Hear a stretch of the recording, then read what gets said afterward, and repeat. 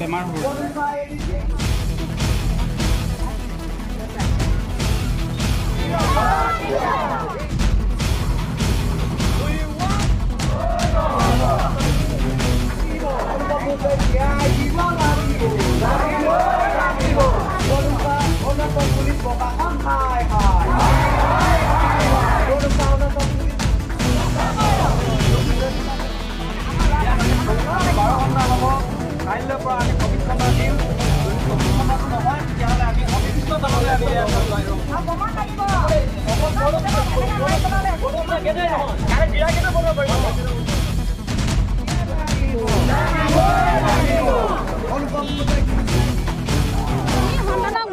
জন্ম দিয়ে সেই মাক বাপেকে জানে যি ল'ৰা ছোৱালীক ধৰি আনি যি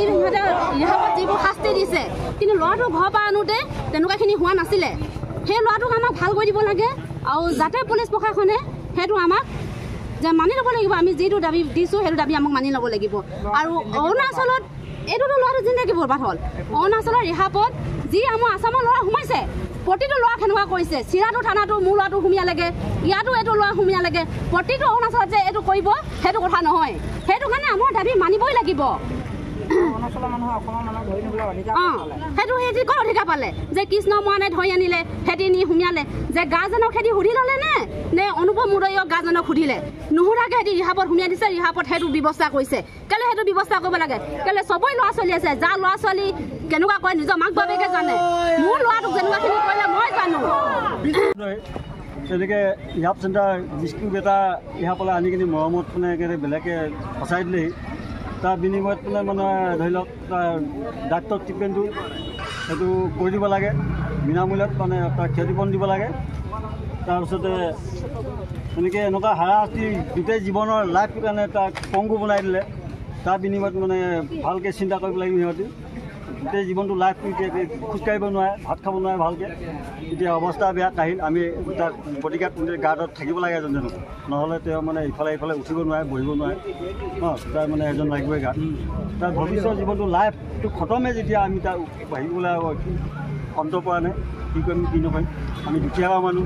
আমাৰ আমি হাত থাকিলে হাত টেষ্ট নোলায় যেনেকৈ আপোনালোকে ধৰি লওক ৰাইজৰ ফালৰ পৰা আমি অনুৰোধ কৰিছোঁ যে তেওঁলোকে বিস্কুট এটা কি দিবলৈ বিচাৰে বাপেক হিচাপত মই অনুৰোধ কৰিছোঁ যে কি দিবলৈ বিচাৰ পাইছোঁ বা মেডিকেল কৰি দিব লাগে বুলি মানে ভালকৈ মই বিচাৰোঁ তাই মানে মই তাকে কৈ মই ক'বলৈও নাজানো গাঁৱলীয়া মানুহ তাকে কৈ মই আহিছোঁ আচলতে আজি আমি প্ৰায় 4 দিনৰ আগত বিস্টু বেটাৰ নামৰ যিখন ৰিহাব চেণ্টাৰ আছিলে সেই অৰুণাচলৰ বৰডুমচা ভিলেজৰ আৰু সেই ৰিহাব চেণ্টাৰখনত আচলতে আমাৰ অসমৰ অনুপম মুদৈক যি নিৰ্মমভাৱে শাৰীৰিক আৰু মানসিকভাৱে অত্যাচাৰ চলাইছিল আৰু সেই অত্যাচাৰৰ আঁৰত কাৰণে আমি এখন এজাহাৰ অৰুণাচল থানাত দিছিলোঁ কিন্তু অৰুণাচল থানাৰ ভাৰপ্ৰাপ্ত গৰাকীয়ে আমাক কৈছে যে এজাহাৰখন আচলতে দফাখিনি চেঞ্জ কৰি তেখেতে নিজে টাইপিং কৰি দিয়ে আৰু গতিকে ইয়াতে গম পোৱা হয় যে তেখেত মেনেজ হৈ গৈছে এজন আদিবাসী ল'ৰাক তেখেতসকলে জেল হাজতলৈ পঠাই মালিক পক্ষ আৰু ইনচাৰ্জ পক্ষক যিদৰে তেখেতে ছেফগাৰ্ড দিব বিচাৰিছে তীব্ৰ আমি বিৰোধিতা কৰিছোঁ আৰু ইয়াৰ লগতে আমি আজি ইয়াৰ পৰা দাবী জনাইছোঁ যে অনুপম মুদৈক সম্পূৰ্ণ ন্যায় দিয়ক আৰু অনুপম মুদৈৰ যি ক্ষতিপূৰণ গোটেই জীৱনটো যি পংগু হৈ গ'ল মানসিকভাৱে আৰু শাৰীৰিকভাৱে তেখেতক ক্ষতিপূৰণ দিয়ক বিস্টু বেটাৰ নামত এখন বৰডুমচা অৰুণাচল স্থিত যি নিচামুক্তি কেন্দ্ৰ